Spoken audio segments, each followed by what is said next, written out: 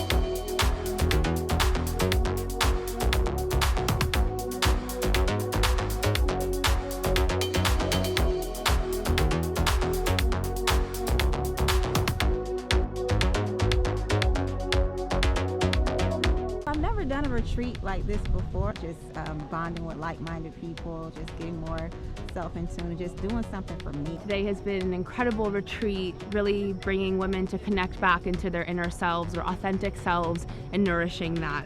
I leave feeling very empowered. I let go of my fears, my doubts, thanks to all the exercises we did today. It's been just a magical day of really connecting and being in community. How beautiful is it for you to come to a space where people look like you? To watch people fill up their cup in real time, Amazing. it's amazing. The feeling is like no other. I'm in a very grateful place right now. Such a powerful day, and I'm so grateful. So thank you, Be More, for giving us this space and encouraging everyone to be more. Thank you, Be More, for reminding me that I am more than enough.